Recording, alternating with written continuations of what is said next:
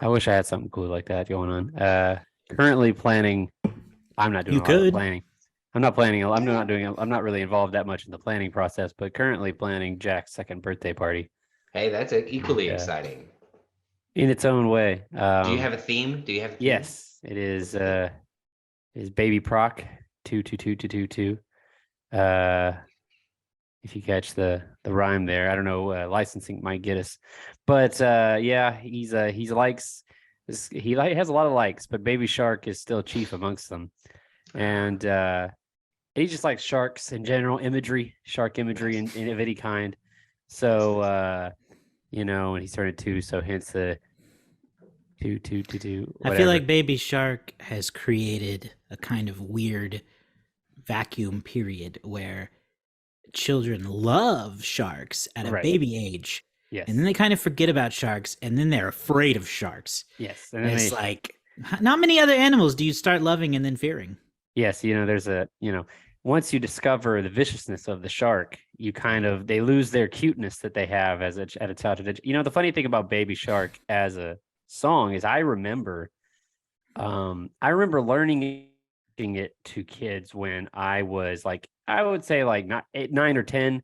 I remember going to the church nursery because I wanted to help. I was like, I want to be a helper. And so I went, and like some teacher showed me the motions to this little game, and we did the motions with this little game with like the little 3-year-olds then. And it was just like a game. It was just a song. And then somewhere along the lines, it surged into someone made an animated video of it, and it took off like crazy. And I was like, I remember when that was just a tiny little hand game that you played with 3-year-olds. You're telling me Baby Shark used to be a tiny little hand game that you played with 3-year-olds? News to me too. I'm glad I wasn't the only one. I just wasn't going to say. It used to just have like it used to be like an actual just or game that you would play. But someone somewhere along the way made an animated video to it of some sort, and it just became internet viral for children everywhere.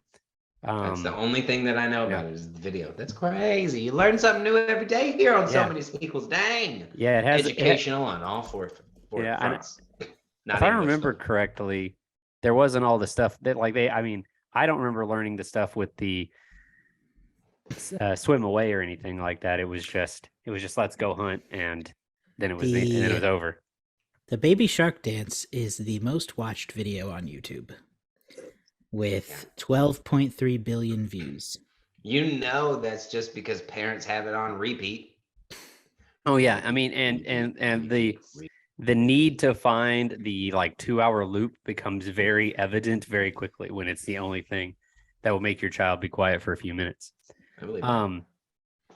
Early on for us, it wasn't Baby Shark because we tried to avoid it as best we could, but the Bluey theme, Jack really loved, but the Bluey theme is 30 seconds at best. So we found a 1-hour loop of the Bluey theme, and he would just zone out, and just eventually he just started going, Dad, because that's the words. It's just them saying Mom, Dad, Bingo, Bluey. And so he started getting into, yeah, he was. So I don't know. You do what you can. And then you got to keep him entertained. The daycare introduced him to Baby Shark, and to his credit, he knew that we were trying to avoid it, so he didn't sing it at the house.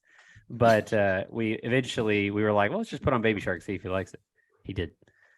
He instantly recognized it and screamed. He been new. Put it on. Yeah.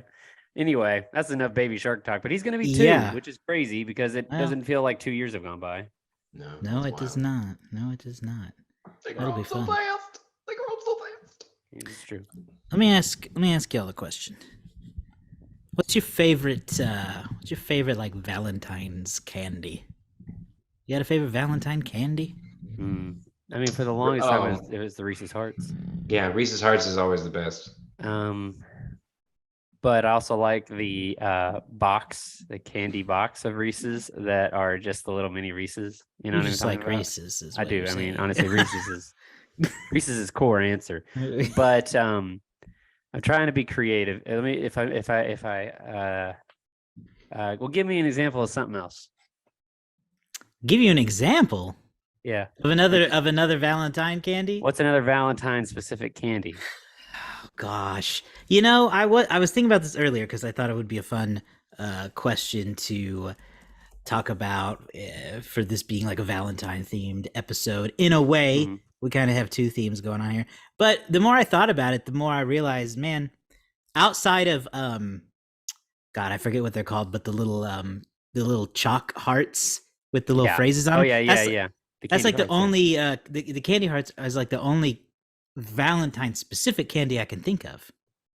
Yeah. The rest are just like they just adapt for the holiday, Yeah, they've converted. I mean, the traditional was always just the box of chocolates in the heart-shaped box. Right. Gosh, is there another thing? Like, yeah, those little chalk candy hearts, those are sort of the go-to.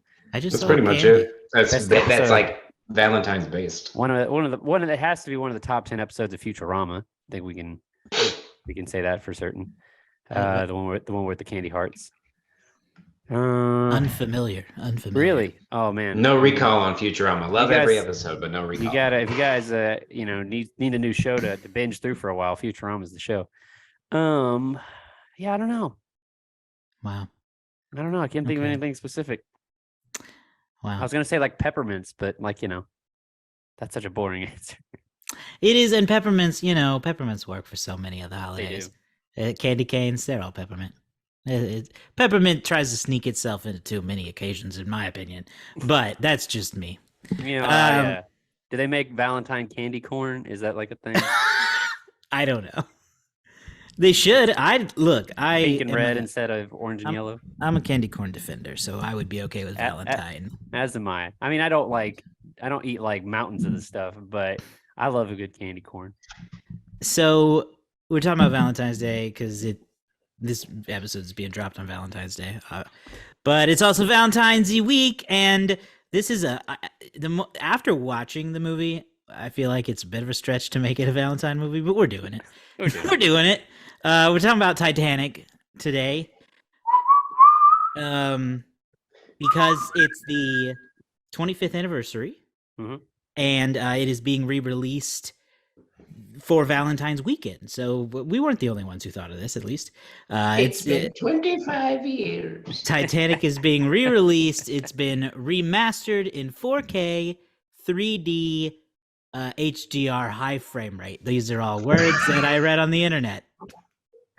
All the things. And inhumane. That's just crazy. That's just wild. If you want to see Titanic like you've never seen it before, I guess go check out that remaster. If you want to experience one of the world's craziest tragedies in you're there, go see this re-release, because I think that's what it's going to be. You mean to tell me the frame rate's higher, it's in HD, and it's in 3D? Oh my God, people are going to drown.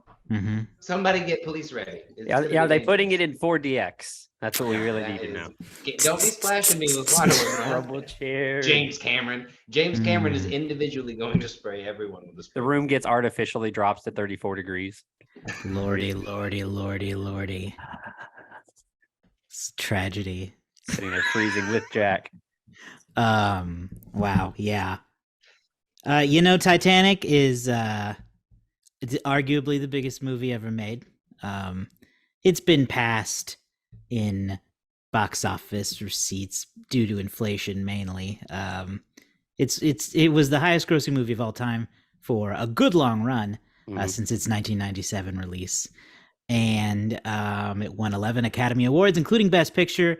The most at the time, maybe still, I don't know. Our Oscar expert Andrew is not here to rattle that off immediately. It would take me a few minutes to research. So we're talking about Titanic. David, had you seen Titanic before? I had. Okay, I was very young though. And so we've all seen Titanic. This is no one's first time. Okay. Well, so since you haven't seen it since you were young, let's hear what you thought about. Yeah. What you thought about Titanic then, what you thought about Titanic now. Yeah, I was probably 9. I feel like I did not see it theatrically when I was a kid, but my parents rented it. Titanic was a movie that when you rented it, it came on 2 tapes. And I think it probably sold that way too. It was so long. My parents were, 90s conservative. And so I was not allowed to watch the parts with naked Kate Blanchett, but Winslet. I got yes. Oh, sorry, Winslet. Kate Whatever. Winslet. Sorry, Whatever, Kate Winslet. I make that mistake all the time. Well, they have the same first name. Well, sure. I do the same thing with Colin and Will Ferrell a lot. Anyhow, that's worse. I know, but they have the same last name, and it's a problem. Anyhow, I wasn't allowed to see Kate naked, right. But I did get to have front row seat for the nightmare-inducing drowning porn that pours on you. Priorities, people. Priorities. I was hiding behind our couch for a lot of the last 45 minutes of the movie as a 9-year-old. I vividly remember hiding behind the couch as people were, drowning and running in terror and just being like, this is the scariest film of all time. And I think, to Cameron's credit, this movie is a historical a period piece, romantic film, and a horror film wrapped all in one in a lot of ways. Like, when it needs to be scary, you are genuinely scared, and when it needs to pour on the romance, you are you're feeling it, But so as a 9-year-old, I was quite scared of this film. And as an adult, watching the whole thing through, it is very long, but at the same time, it just, it does flow really well. You get, you get all the pieces that, you want for the film. All the characters, they feel fairly well established. The performances are good.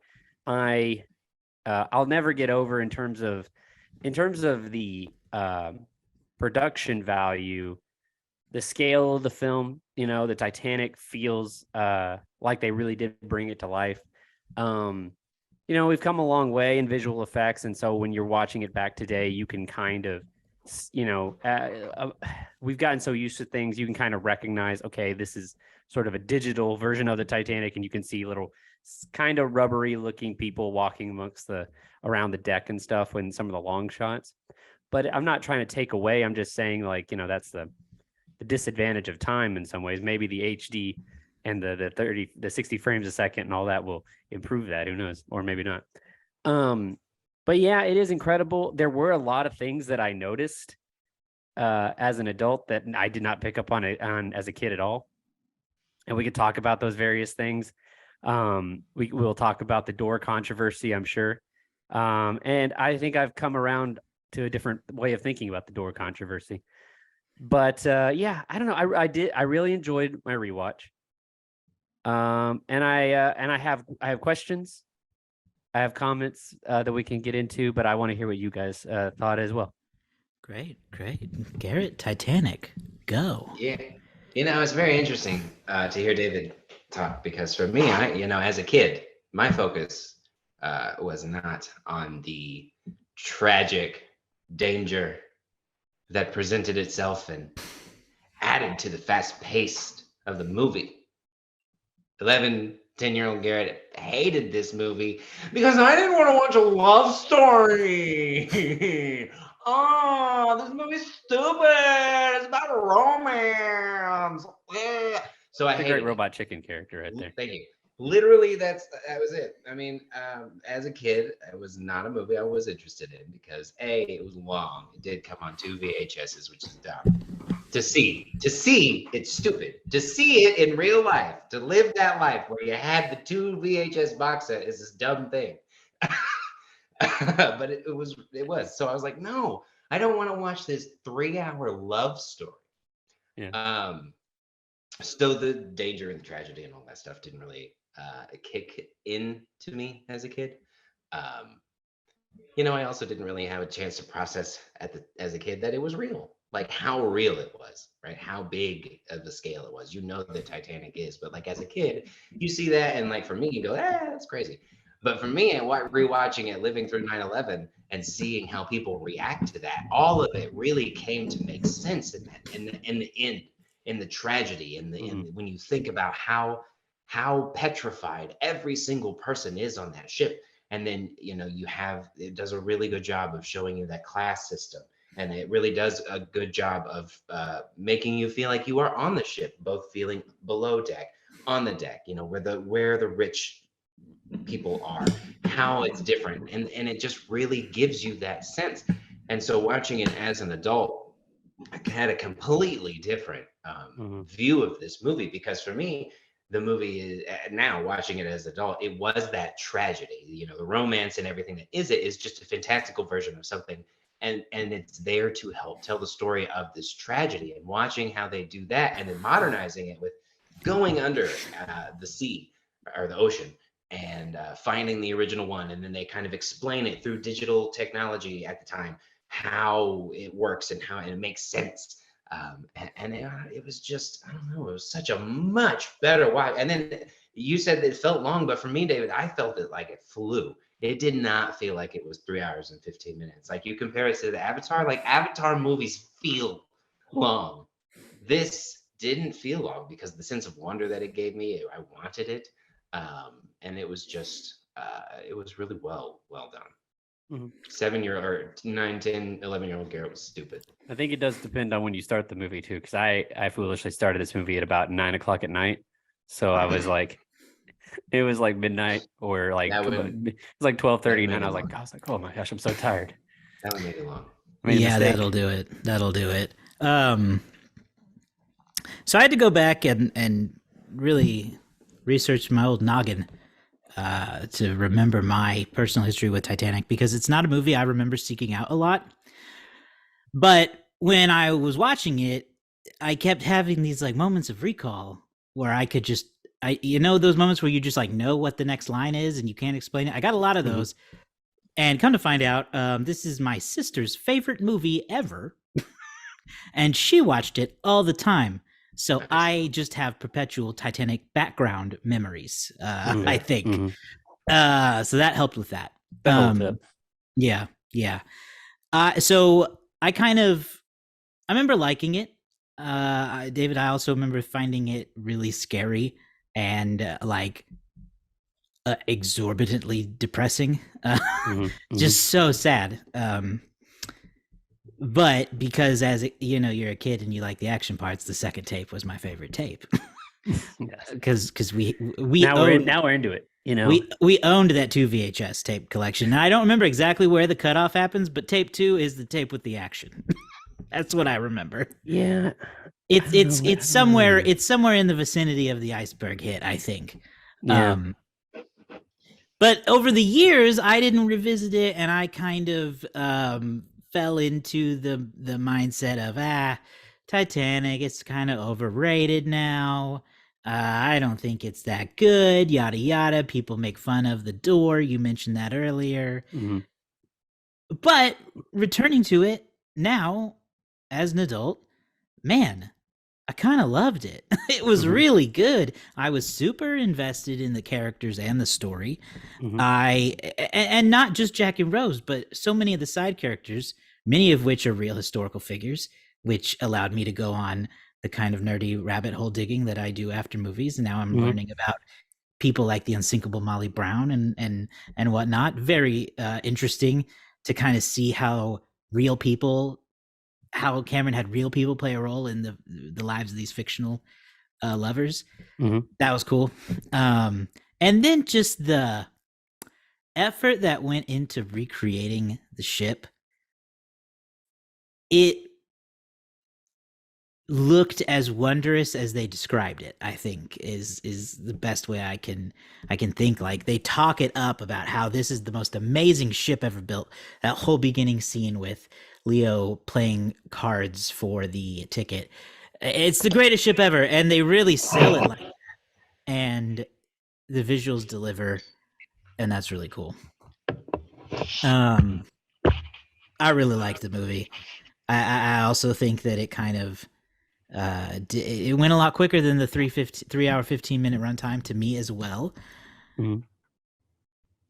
And I don't know what else I could say about it. I think it might be Cameron's best film.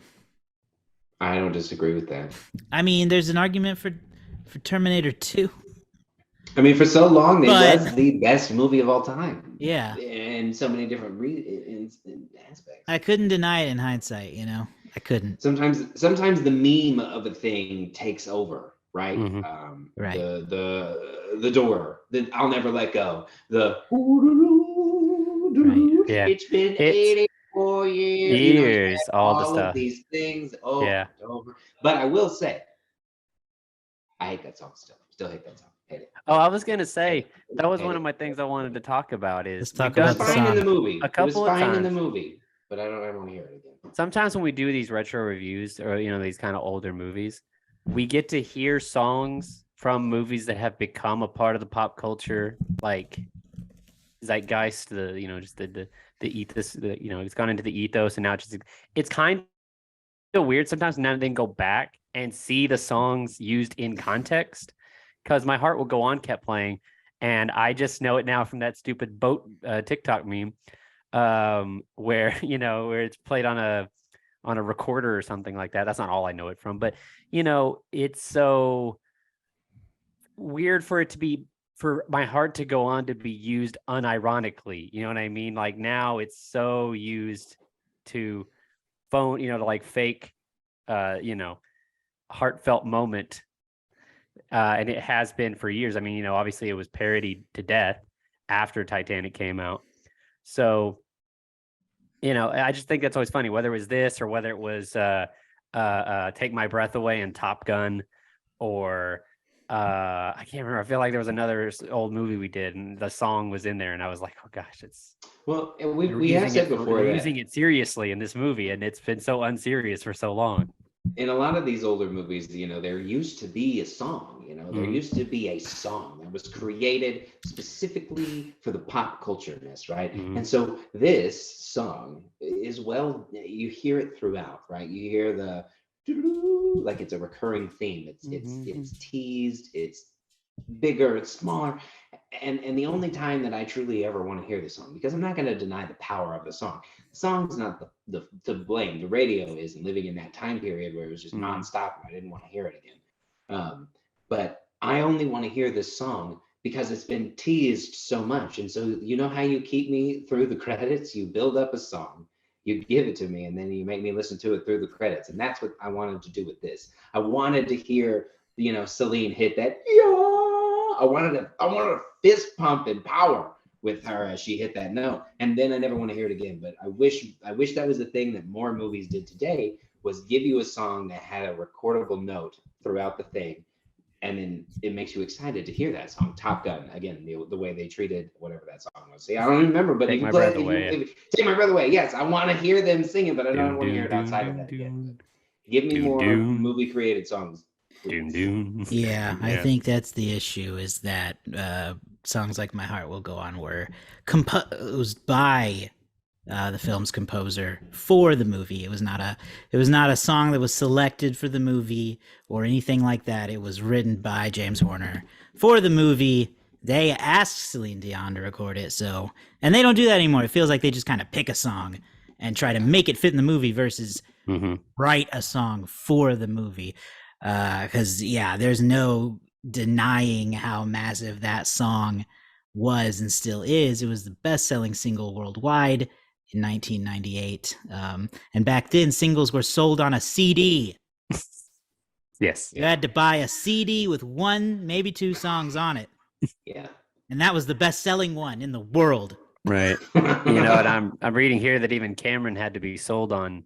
So like they composed the score with the My Heart Will Go On right melody, but apparently they wrote someone. I'm trying to read here. James Horner, who composed the film, wrote the lyrics for My Heart Will Go On in secret, and they got Celine to record a demo for it, and they had to wait till Cameron was in a really good mood. Cameron was worried that having a sort of song version of the score at the end of the movie, he worried it was too commercial.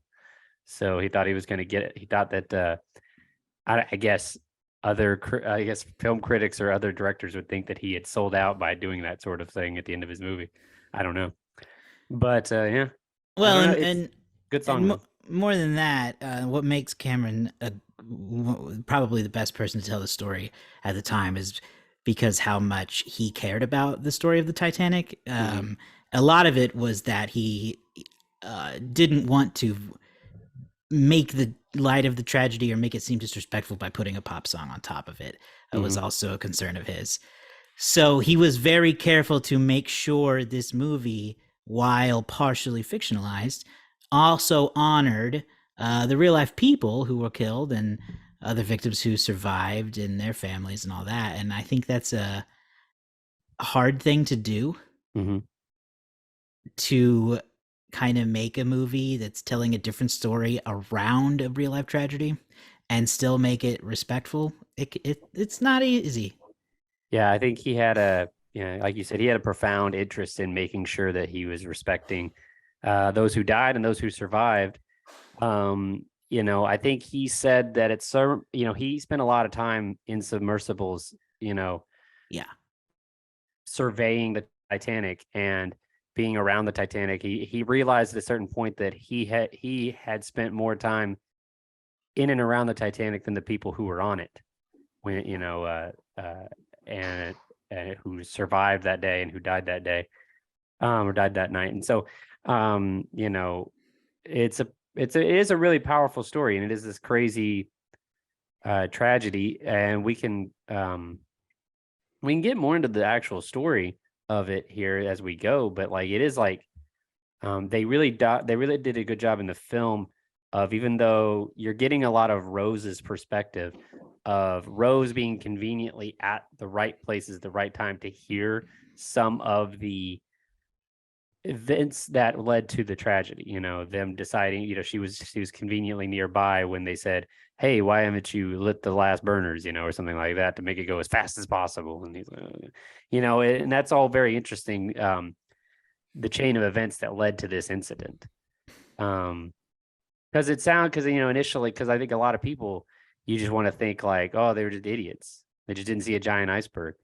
But there's a lot of factors going into, sailing a really giant ship in the middle. Right. You don't just turn a ship in the dark of the Atlantic. Yeah. Right. Well, and it's at the time it was the biggest ship in the world, and there had never been anything like it. And so everything to scale that people were ready for was, you treat it like what you know, but you don't know. And so they thought they had enough time. They thought, that, not only was this ship huge, it was fast, right? And so the speed at which it's going and the size at which it's going, you got to move it. You got to be quicker. And they weren't. They thought they could handle it, and it was wrong. And one of the things that I found very interesting was in a class that I've been taking. It was crisis management is the class, and I mean, this is something that, if you're a crew member or the architect or the captain of the biggest ship in the world, there's media at the time, which was mostly just newspapers or radio. All of this is prepared, and like, you've got this stuff to live up for. You've got to be prepared, and nobody on this ship was prepared for anything. And I don't think they were idiots. Again, you look at how tragedy and crises impact people, and these people were not prepared. They were all told that this ship was unsinkable, and they had no reason to believe otherwise, because they were all told this. And so they weren't prepared. It was like, oh, sinkable iceberg, yeah, we'll crush the iceberg. Right. And they never even considered it to be a possibility. And so when it happened, they all, just like everybody else, not intended for the pun, but they all froze. And they all just acted in their self-interest and self-preservation.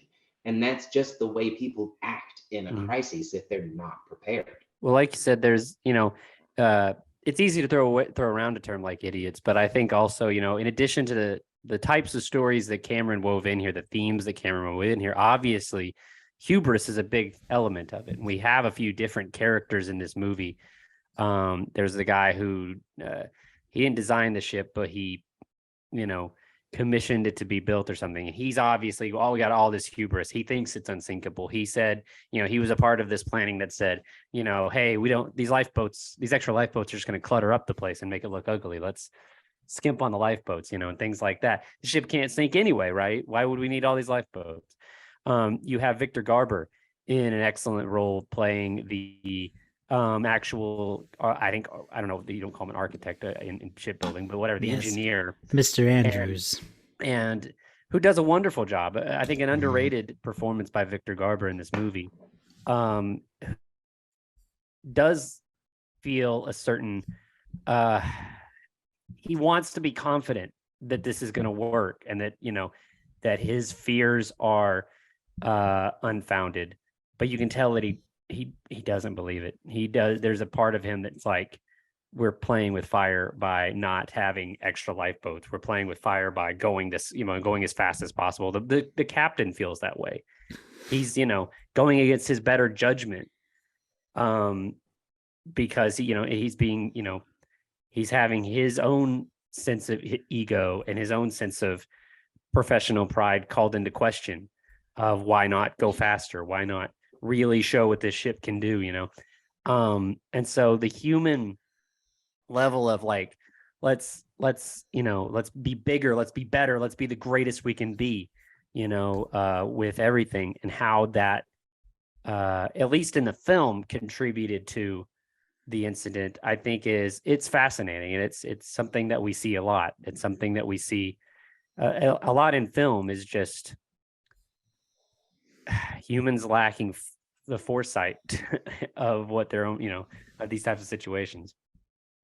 And I do want to say one other thing that, I said that, a lot of it was them not being prepared. There's also a level of classism in this movie that needs to be talked about, because what they may not have been prepared for, what they were prepared for was to save the important people. That definitely was a thing, debated one way or another, how it's, what's real, what's not in this fictional telling of this real tragedy. But that is definitely something that I imagine. I don't know the survivor rate. There were roughly 2,200 people. Josh, you looked into more like factual stuff than I did, but there were 2,200-ish people on the ship.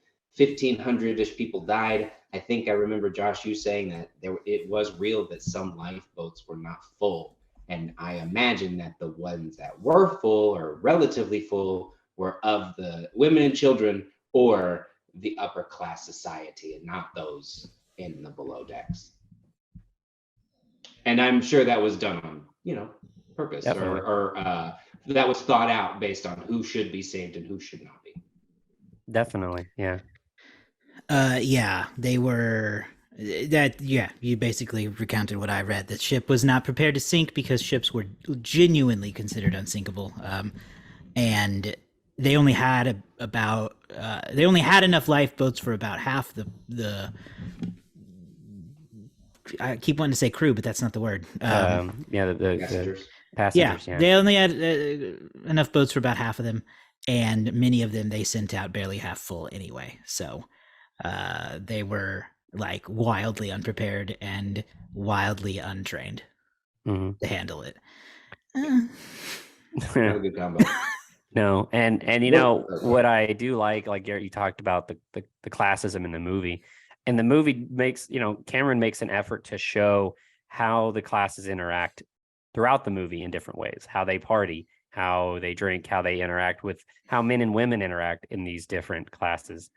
And you see how they respond to crisis as well, because, the upper class, they're just like chilling, like, oh, hey, we'll get on these boats, this will all be over in a few minutes. Everything's Meanwhile, okay. We're getting on the boats to safety. the people are coming in, madam, sir, I'm going to have to ask you to put your life vests on and walk out with us to the deck. Meanwhile, in the lower class, there's just some guy yelling, get your life vests on, and chucking them at him. Come on, get out, get your life vests on.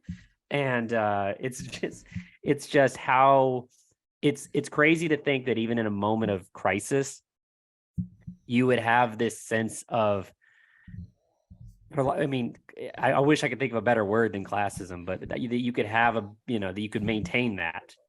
And you see them maintaining that even throughout, like, even in really weird scenarios, like, hey, you're not supposed to be up here. Or at the end of the movie, Billy Zane walks down and goes, I don't think any of your people are going to be down here. This is all steerage, like. Yeah. Well, when you live a life where, your environment is catered to versus you just live with what you're given, their natural order hadn't been upset like that before. So, of course, they just assumed everything was okay. It always has been, because someone else will take care of it. and I will await for them to make me comfortable, kind of thing. Yeah, as well. I wanted to talk about. Let's talk about Jack. Yeah, I was going to ask if we could steer the ship over to the romance.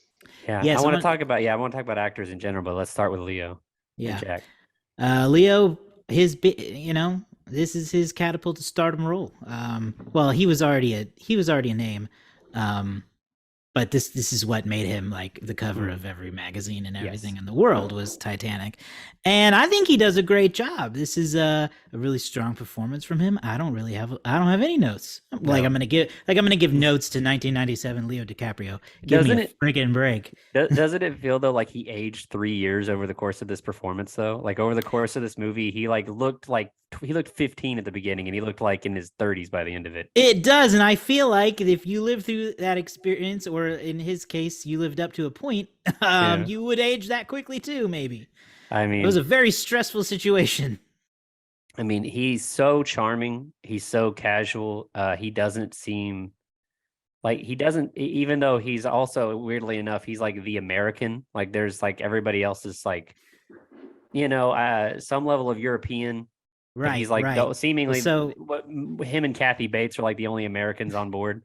Yeah, Jack's whole thing is he's a struggling artist who has won his ticket to the Titanic in a bet, a game of poker, and he proclaims himself the luckiest guy in the world because he gets to go home. I mean, he's not wrong. Yeah, for him, he's going home. Right. On a big ass ship. Going back to Chippewa Falls, Wisconsin. That's right.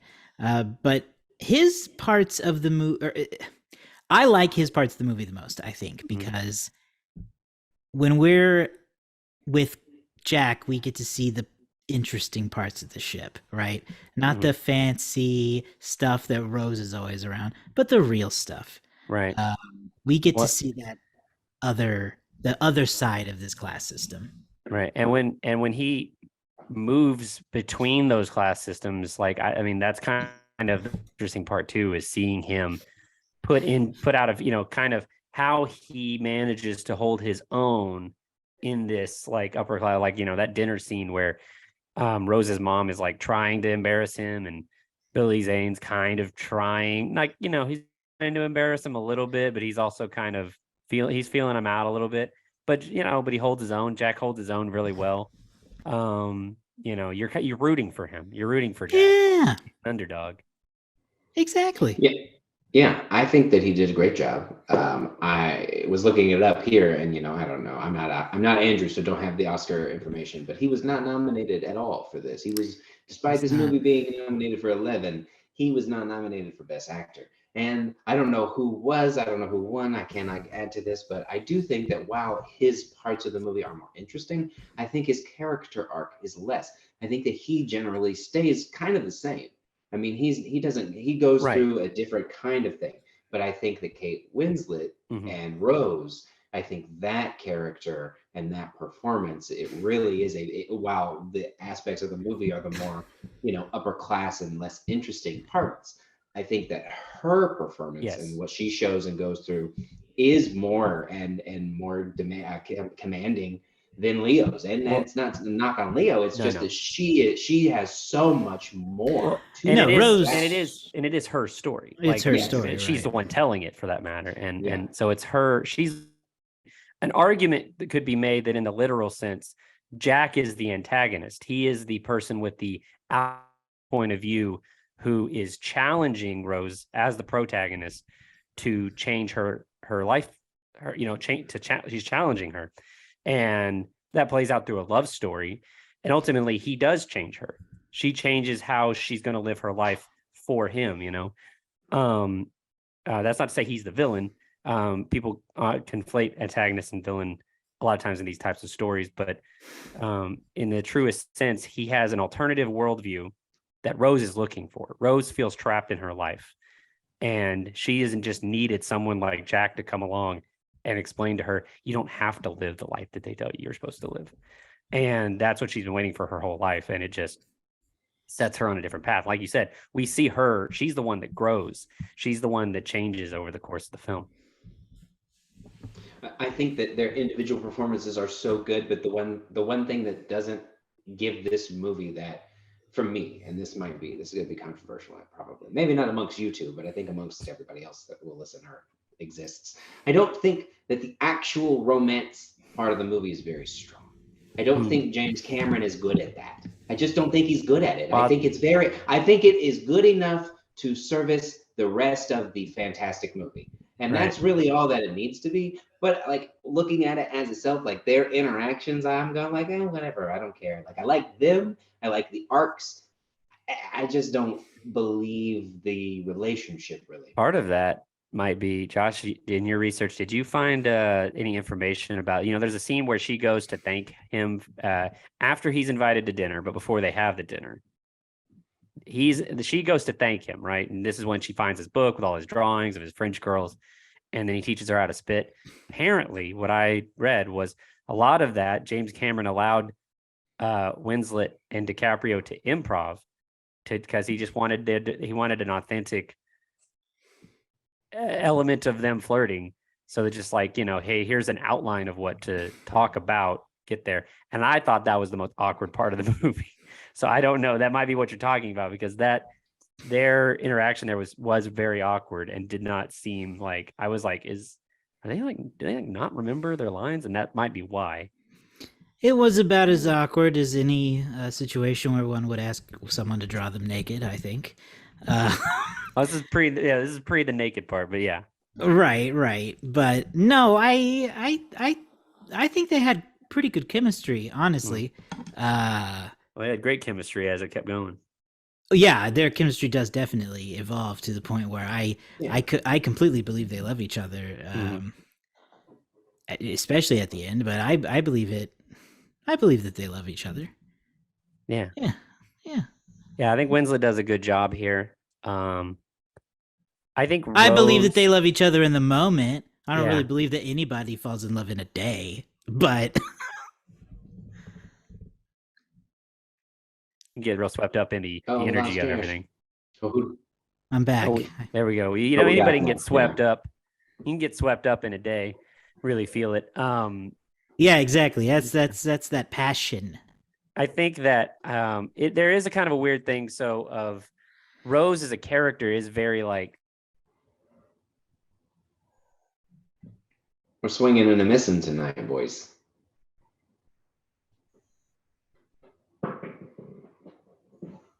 Dun. David, he's gone. Yeah, I don't know. I believe that their chemistry's there, but it is something that just, I don't know, it didn't necessarily win. Again, it's serviceable and it's good. I think it's the level of like Romeo and Juliet love? I don't know. I think there are better love stories. I can't name any right off the top of my head, but like, I don't know if it's at that level. Yeah. I don't know. I know Jack and Rose is one of the great love stories. Yeah. I buy it. They got hot and heavy. In that car. Are you kidding me? Oh yeah, and that car. Fun fact, really was there. They know it was there. It was on the manifest, so that's how they know it was there. They fogged up the windows in that old Chevy. Biggest ship in the world, smallest place to find. Fun fact, it was actually a Renault, but the joke doesn't work if you say the old Renault. Yeah, that's what I thought. I was like, really? This is Jack? This is where you take her? This big, wonderful ship? You find a backseat of a car? You are an American man. Yeah. Oh, man. Come on, man.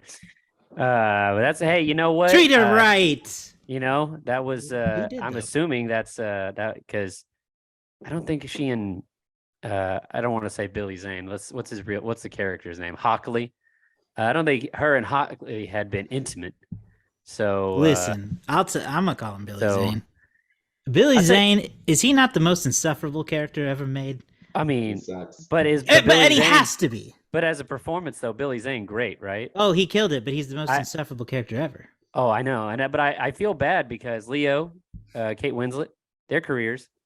Billy Zane, he's a great bad guy in this, and I feel like he didn't really go anywhere afterwards. Where's Billy Zane's reward?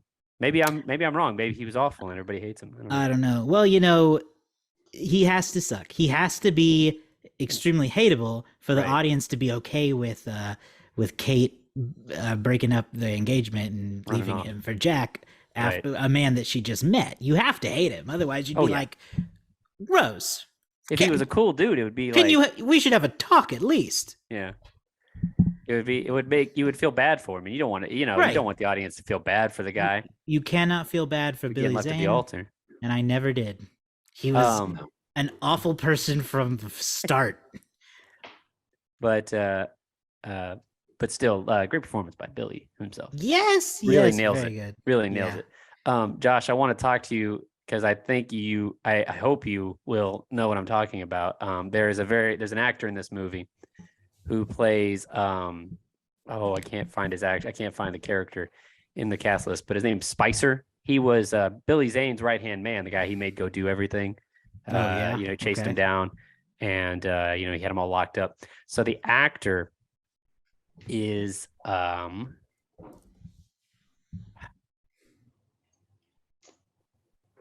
can't find his name. The actor was he was the Cardassian on Star Trek who tortured Picard.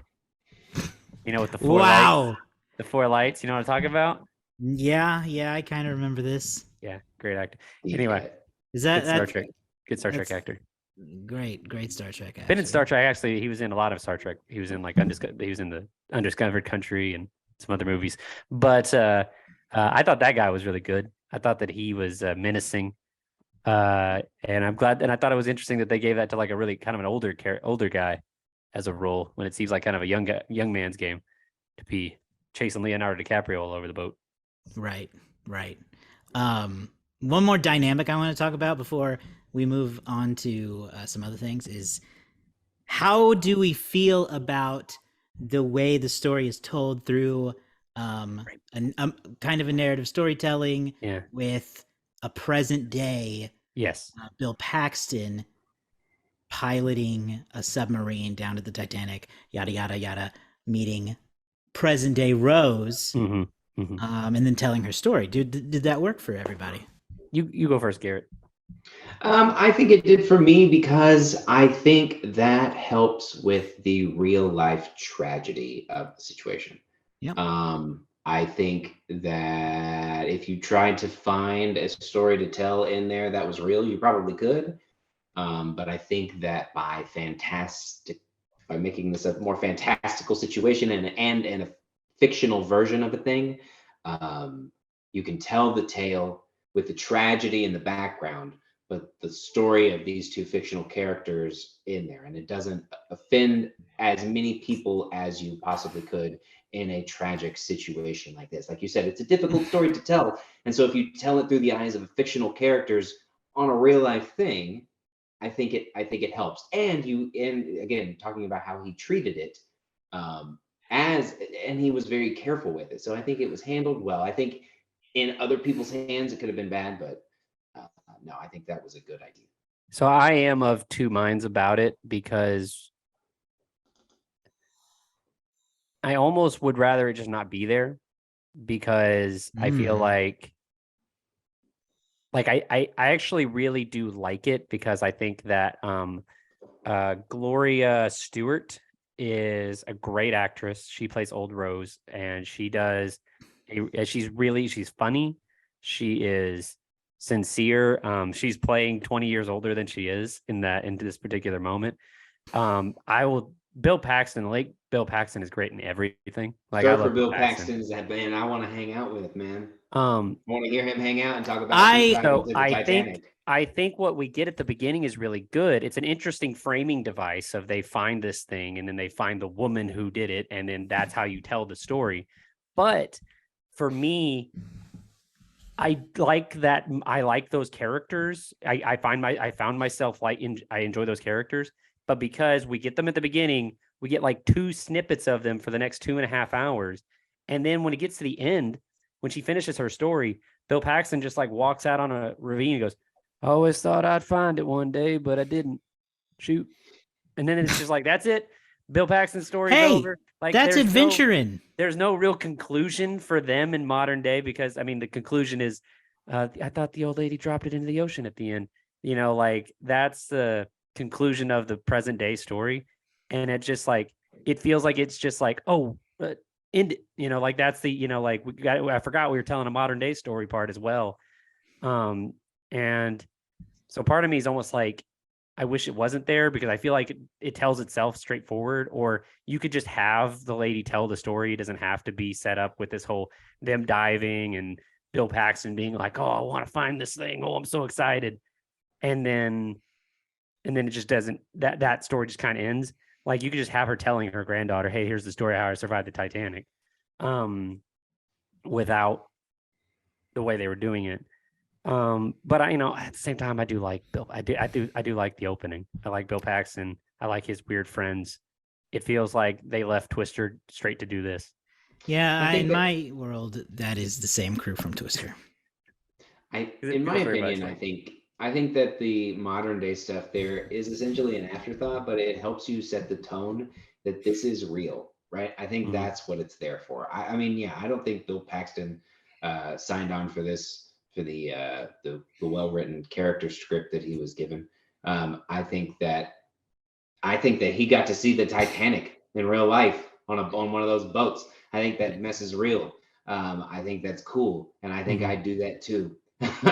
Yeah. So I think that it's there to be like, this is real. This is something that is real. While the story that you're about to hear may not be this ship, everything that you're about to see, these walls, all of this is literally sitting at the bottom of the ocean, and you people watching this movie get to see that. And I think that's why it's there. I don't think it's there to be in that sense of like full-on storytelling. I think it's just there to help. I know, but well, I don't think I don't. Yeah. I don't think there's a reason. I don't think you should focus on Bill Paxton's story. He's a side character. No. The reason it's there is to give Rose closure at the end. Right. When she returns the heart of the ocean, her heart back to Jack in the ocean. Then I'm not thinking about Bill Paxton. I know, but why are you thinking about Bill Paxton? She can finally let go. Because he's the entry point to the story. You know what I mean? It is. Like he's what opens the movie, is his team trying to find this thing, and I appreciate it as a structured for telling the story, but it just feels like the story in the past ends, and then there's 3 minutes left in the movie, and so this modern day story doesn't have any sort of real conclusion other than, she secretly drops this diamond that she's had for 84 years that she, could have sold at any point and made a lot of money. But she drops it in the ocean. But but it's a secret for us, the audience. But I'm not saying I needed another 30 minutes with Bill Paxton. I'm just saying, I don't know. It feels like a lot of effort for the setup, and then no effort for the conclusion of it. You know what I mean? That's all it felt like. It also felt like there was a deleted scene where he was having a romance with this lady's granddaughter. Because why is he why is he opening up to her at the end of this story? He's like, they're the ones sitting there on the railing going, well, really thought this was going to work out, but it didn't. That diamond's lost forever. Why is he telling Why is he telling her granddaughter? I don't disagree with the romance part. I did feel like he was kind of making some moves there as he after heard that story. But it's all you have to infer all of it just from the fact that they're sitting next to each other a lot. This story took a few days because that guy with the long hair, he changed shirts. Yeah, well, you can't just go down there, lickety split. Takes a minute. Okay. I wanted to talk about favorite parts real quick. Mm-hmm. And the door. Got to talk about the door. So, I'll have to do some cutting here. Okay, real quick, let's rapid fire some favorite moments from the movie.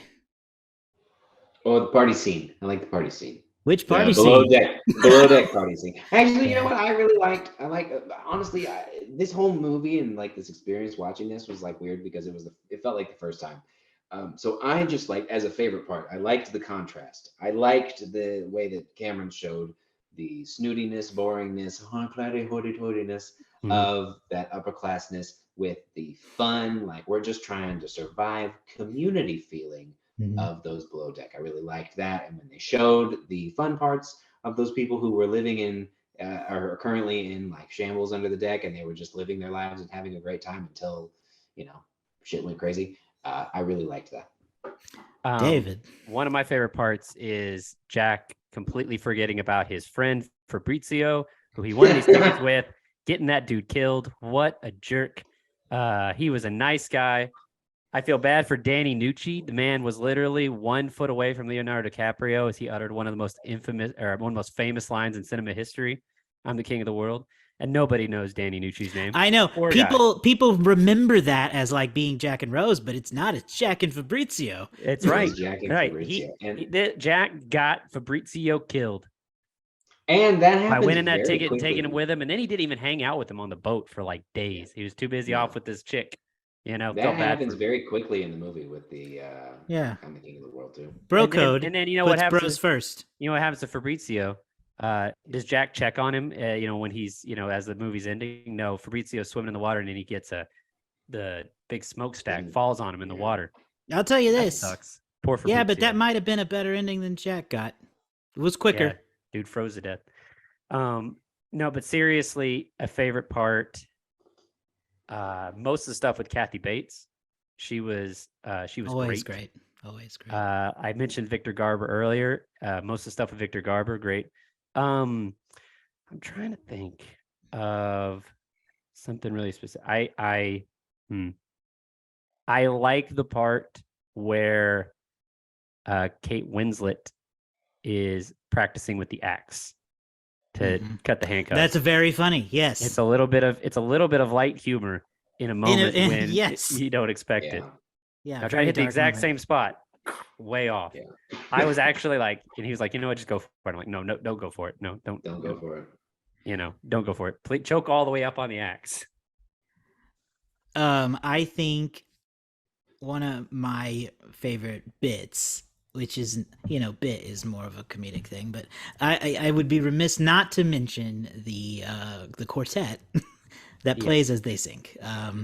Also kind of memed over the years, but also this testament to, these characters. I don't know if they were real or not, but either way, they went down doing their job. Yeah, because they like to play music. They just they felt like they had a duty to keep things civil, or at least an element, some form of civility or calmness to the thing. Right. That's great. One of my least favorite parts, and I've said this for my entire life, and now the meaning has reversed now, is when Jack and Rose find a crying 8-year-old as the ship is sinking. They try to save him. The guy's dad runs and takes him, and then the dad runs down the hall, and the door explodes, and that dad and his kid just get washed away by a wall of water. As a kid, it terrified me, thinking about me dying with my dad. Now I'm thinking about it for me dying with my son, and I literally cried watching that happen again. Yeah, anytime I see a kid in that movie. And I cried with that lady tucking her kids into sleep when they know they're about, she knows they're like minutes. She knows there's nothing that she can do. That was also heartbreaking. I believe that. Well, let's talk about the door. Yep. We're running long, boys. Yep, let's wrap this up with the door. I hate to say it, I think the door wasn't going to be able to hold them. I agree. The door wouldn't have held them. It was big enough, but I don't know if it would have supported both of their weights. Yeah. It's the weight. And the displacement of it. I just don't think it would have worked. One of them would have had to be hunched in the corner, would have had to been Kate. Leo would have had to been, a little more kind of on all fours and spread out to displace his weight a little more. They would have, I think, both had to been lying across it like this in order to maybe keep it upright, but I don't know if that would have worked either. But you know what? It's worth a shot. It is. Life or death is on the line. It's like, hey, let me just jump on there. If it doesn't work, I will get back in the water, but maybe we can give it a shot. Yeah, he did. He was determined. He said, it won't hold me. It won't hold me, Rose. So at least he thought about it. But, I don't know. I get why size-wise, it does look like it would hold them both, and it probably would. But I think the ultimate question is whether or not it would keep them out of the water which was cold enough to kill them on temperature alone. And that's probably not possible. So, but you know what? James Cameron needs some plugs from us. Earlier this month, National Geographic ran a special with James Cameron where he goes back to Titanic. 25 years later, it's the 25th anniversary special, where apparently he's going to do some myth-busting test to figure out if Jack could have survived on the door or not. Will Adam and Jamie be there? Probably not, but wouldn't that be something? You know what? That'd be amazing. It feels like that feels like an experiment they would have done at some point over the years. Because they did some movie-themed episodes. They did. You're telling me Mythbusters never did this? James Cameron. I don't know if they needed to get like rights to that. Yeah. Can I offer another theory about the door? Yes, one last theory. I think that the door and the whole situation of who could they both have fit. I don't think it's really about the door. I think that at a subconscious level, people don't think Rose deserved to live. Whoa. That's what I really think, because Rose is kind of a selfish, spoiled brat who compares getting married to a rich guy to being a slave. And she has her insufferable things. She does grow, but she does also jump off of a lifeboat at least once. She has multiple times where she could live and she chooses to run back to be with Jack, which is romantic, sure. But also, this woman's too dumb to live. And yet, Jack does everything he can, right, to keep her alive, and she lives and she has a happy life. And I think there's a contingent of people who are like, Jack deserved to live because he's a good guy who kept fighting, and Rose was literally too dumb to stay on a lifeboat. And I think that's why people are mad that Jack died and that Rose lived, and that she should have made room on the door. Listen. I'm not saying I think that or I believe that, but I think that's what people actually are saying. I think the real answer is that in our society, 99% of the time, there's always a reason for people to be upset when the woman lives and the man dies. I think that's just the way that people, I think it's just like, oh, the woman lived, I don't like that, man. White man live. What's the guy got to die? If people don't think Rose deserves to die, or deserves to live, they can get lost. They get lost. So I'll leave it PG, but they can get lost. That's my answer to that. Wow. Yeah. No, I don't think that's the case. You don't think that's secretly what people are thinking? I think not really. I think that people are too upset at the thought of this budding love being cut so tragically short. That's what I think. I think people wanted Jack to live, and I'm not saying they wanted Rose to die, but they don't think that. I think there's a lot of people thinking that they should have both. I think there's a lot of people who think that they either should have both died or both lived. That they shouldn't have. One of them shouldn't have made it, and the other not. Well, you let us know whether you think Rose or Jack should have lived by voting on our Instagram page. Should they have both gone or both lived? Let us know. I also think that the door thing is not even the biggest plot contrivance of the movie. It's the fact that diamond managed to stay in her pocket when she was sucked underwater. How in the heck does this diamond manage to stay in her pocket over the course of all the things that happened to her? She gets washed into water. It was heavy, okay? It was heavy. It's a heavy diamond, so it'll stay in that pocket. The pocket had a button and it was heavy. It's fine. So that's all I'm saying is that's I think a bigger stretch than the door personally, but Yeah, the diamond didn't kill anybody. Okay, let's wrap up our discussion on Titanic. Clearly, we all think it's a good movie. We'll get to our ratings in a little bit, but let's talk about how this was the highest-grossing movie of all time for a good chunk of time. It was, so Titanic opened December 19th, 1997, just before Christmas. Now, a lot of times when we talk about highest-grossing movies of all time, and we talk about movies that made a lot of money at the box office, they had huge opening weekends. That is not the case for the Titanic. The Titanic's opening weekend was $28.6 million. It was, let's see if I have that relatively stat small.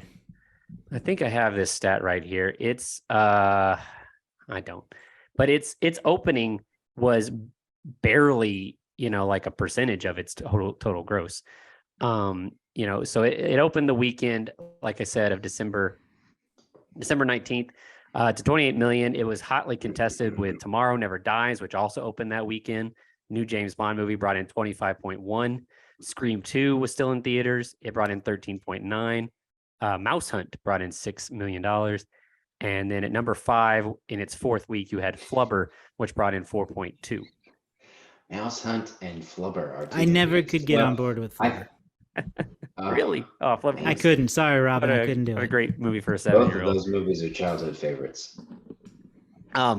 So Titanic, like I said, did not make a lot of money in its opening weekend, but what it did was it kept making $20-ish million every weekend for 11 straight weekends.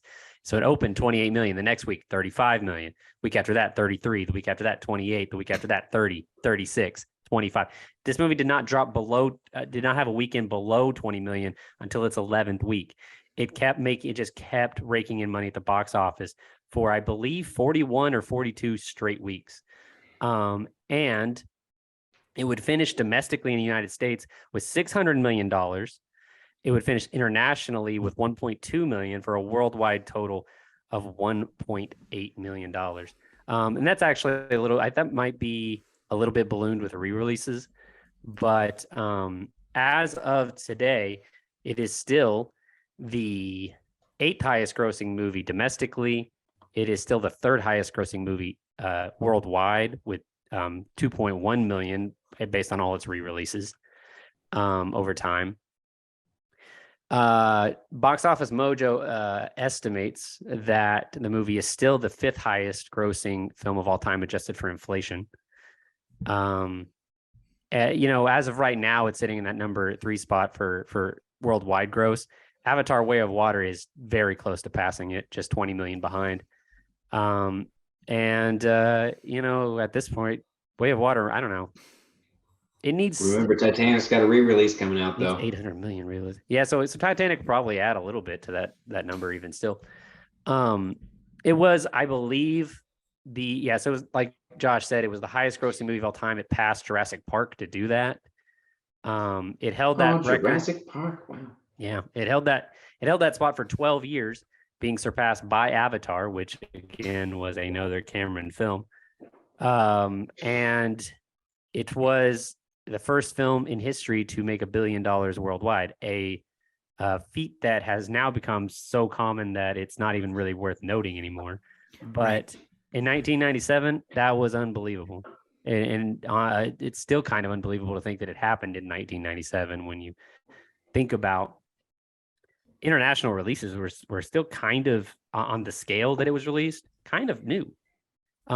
It was, what was the stat I read here a minute ago? It was the first film it was one of the first American films to do really, really well in India. India didn't import movies very much from the United States, but they brought in Titanic and it just did huge. And all of a sudden now India's like, oh wow, American movies are good. Wow. It changed a lot of things. So it was because of Titanic that I think international releases became more popular. You got to see more movies started looking for that worldwide appeal. And I'll leave it at that, and I'll throw it to you guys for the Letterboxd game.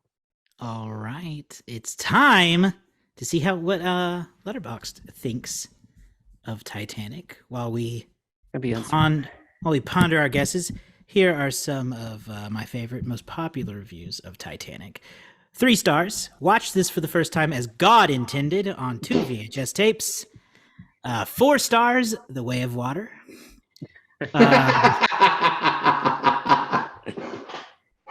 4 stars. Wow. Fucked up if true.